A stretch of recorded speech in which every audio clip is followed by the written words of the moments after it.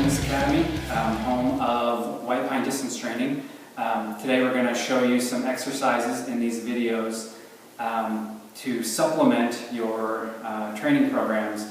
A little thing to know about these, in relation to running, strength exercises are not meant to build mass.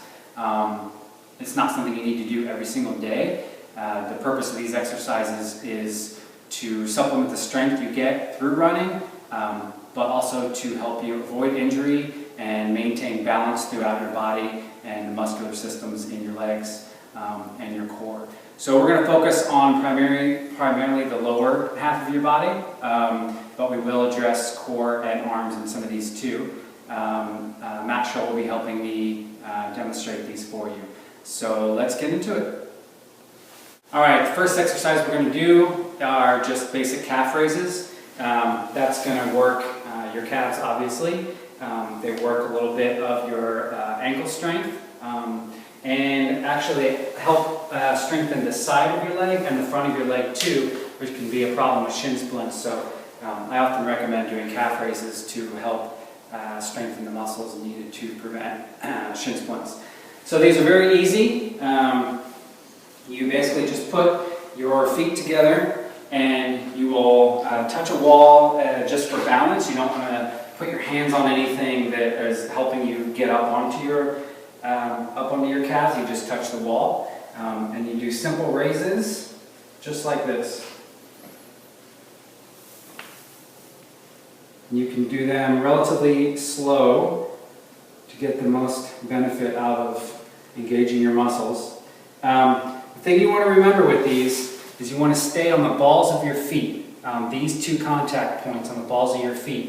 If you find that you're starting to lean to one side, you may have an imbalance that this exercise will help strengthen. And if you do lean to one side, you're going to end up reproducing that in your run, which will create bad form and can lead to injury that way. So the proper way to do these is just keep your feet together, keep your heels in alignment with each other as well, and then just lift straight up onto the balls of your feet, making sure those two contact points are down. What I would do is probably start with 5 to 10 reps each, take a break, do 5 to 10 more, take a break, do 5 to 10 more. It seems very simple, but you will start to really feel the burn in the back of your legs while doing those. So take it easy and don't try to stress it too much so you don't create any excess tightness or injury when you start. Alright, this next exercise is going to be single calf raises. This is just like the double leg calf raise, but you just do one foot. What this will help with is not only all the muscles that we addressed with the traditional calf raise, but also adds more strength to your ankle. And they're significantly harder because you're just using one leg. So same thing, you want to have the two contact points of the balls of your feet on the ground and focus on keeping those down while you do these raises. Just touch a wall and just lift up.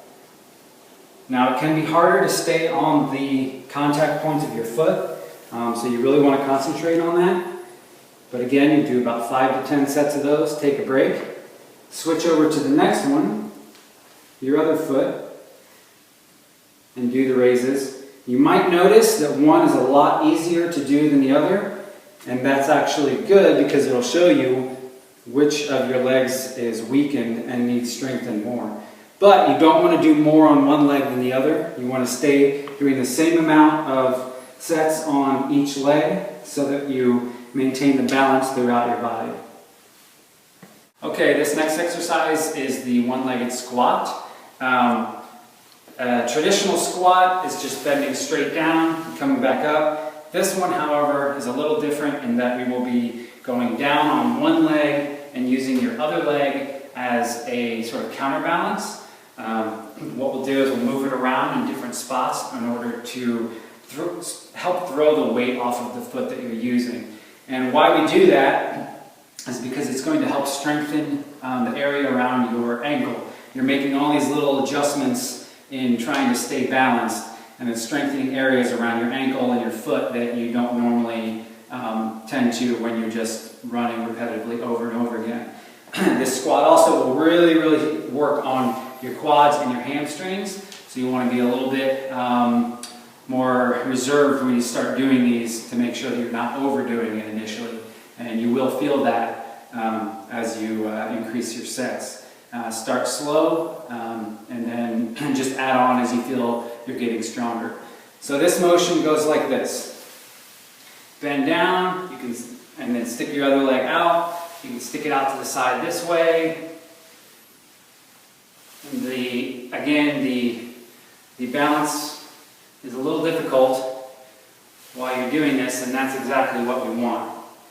It's okay if you have to touch down every once in a while, but throughout the bends, you're really going to be engaging your quads and your hamstrings to build up that strength. So I would recommend doing about 5 to 10, switching to the other leg, doing it again. You may feel that difference in strength between your legs. I know my left is much stronger and I can hold my balance more. And then switch back to the other one. Do maybe 1 to 2 sets to start, and then increase those as you feel more confident in your strength and your balance. And I'm going to have Matt do a couple of these for you so you can see a different level of strength that I don't have and he does. Maybe something to aspire to. Alright, this is the Romanian deadlift. This hits your stabilizer muscles. Really great for runners and athletes of all kinds. Super simple exercise. Just coming down and up. Down, up.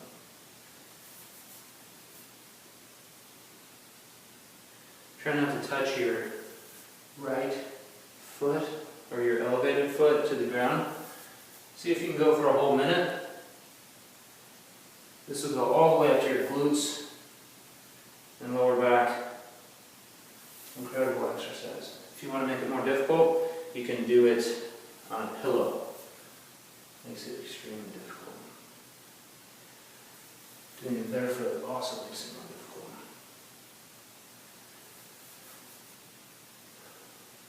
difficult. Okay, progression of the squats that Scott was doing.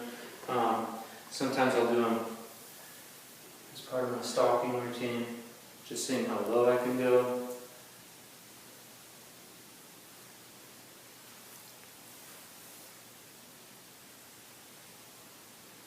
And then eventually you can work into a pistol. I like to do them slow and controlled.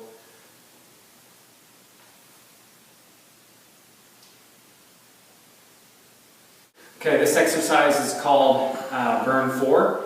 I think in terms of running, this is the equivalent of a tempo run because there's actually no breaks in this exercise. It's more of one fluid movement, and it seems very simple, but you will feel it, trust me.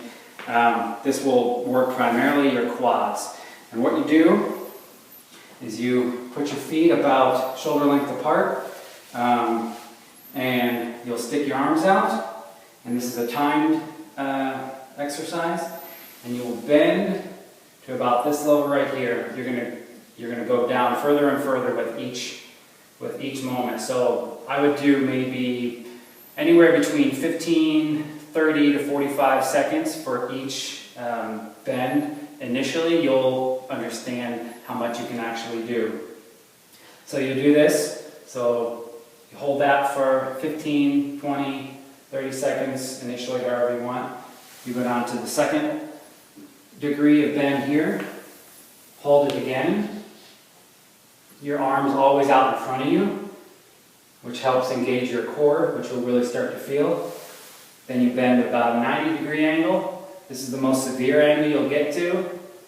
You'll hold that again, 15, 20, 30 seconds, however much you're comfortable with. And then you'll come up one for the last one. It gives you a little bit of reprieve from that burn in your quads that you will be feeling. You'll still keep your hands out and feel your core engaged, and probably weakening as well. And that's it.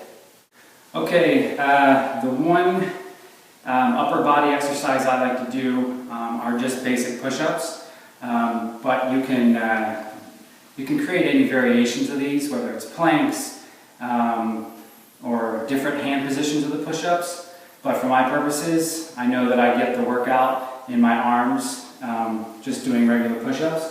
And they don't have to be really extensive. You don't have to go all the way down. Again, these are just supplemental exercises, so you don't have to really waste yourself. So usually I'll just keep my back straight, put my arms down, and I'll just do about 15 to 20, just very small ones. I don't go all the way down. I just do little small ones. I'll take a break for a few seconds, do another set. Take a break, do another set, and at the end my arms are worked as much as they need to be, and I'll just increase those sets as I get stronger. Alright, planks, a lot of variations of planks. Just holding this, engaging your core is amazing. Hits your shoulders, triceps, chest, and really hits core extensively. I like to hold these for about a minute. You can do body rock planks, forward and back. This is almost easier than a plank because it's more dynamic. This is hitting my legs now too. Sometimes just holding the position for a long time is the hardest. You can do reach planks.